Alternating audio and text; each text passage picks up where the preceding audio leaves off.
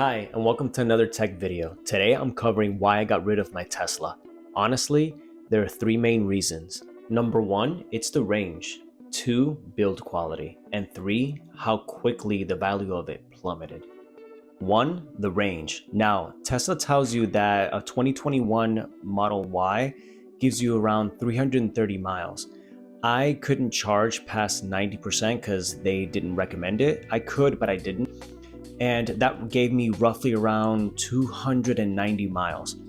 After 2 years, the battery's capacity started to diminish, and I was finding that at charging at 90% would give me around 269 miles. So the range of the batteries were slowly diminishing about 10 miles every year. I quit nursing about 2 years ago and went into real estate. Now, as a real estate agent, I drive a lot, and it's just not practical driving over 100 miles a day in a Tesla, having to charge every night when it was just inconvenient for me. Ultimately, the reason I got rid of the car is because I went to charge it one day and the red light turned on, which means there was an error in the connection. I checked the connection at the base, and I even had a secondary charger that I tried, and it still shot the same error. Second is the build quality and practicality. Although I lucked out with not having problems with panel gaps, I still had some rubber pieces that would come off, maybe because of the heat in Florida. Speaking of the heat, the panoramic sunroof was beautiful, but again, how practical was it? It would get so hot, I would have to preheat my car 15 minutes before getting into it. And the AC would have to constantly battle the heat. It never really got cool in the car. If you physically touched the glass from the inside, it would burn your hand. I guess Tesla just wasn't prepared for Florida weather. It would have been more practical if they would have added an electronic sunshade. You can buy one on Amazon, but it just doesn't look as nice. And for a car that costs over $55,000, I would expect for it to come included. Whether it was on the door panel or the dash, something always creaked. If you touched it or pulled it, I was afraid it was just gonna pop off.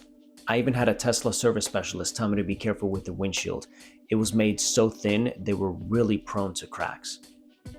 I don't know if anybody else out there with a Model Y has this issue, but I had to plug 3 holes in 2 of my tires, and I had to replace 1 full tire at over $450. It has to do with the torque of the motors. Apparently, it makes them more prone to pick up nails on the road.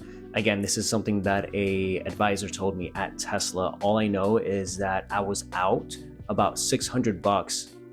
My biggest dislike of the car was not having Apple CarPlay.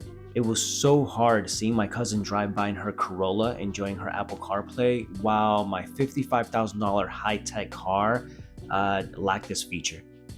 And number 3, the value of the car plummeted. You remember a few years ago where the used car market just exploded what it seemed like overnight? Well, the value of my Tesla went up to over $60,000. Keep in mind, 2 years earlier, I paid roughly about $55,000 for it. I put about 15 to 16,000 miles. It was a 2-year-old car, and I was getting over $60,000 for it.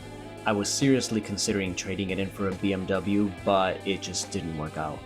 And I'd wish I had, because a few months later, the value of the car plummeted to under 40 grand.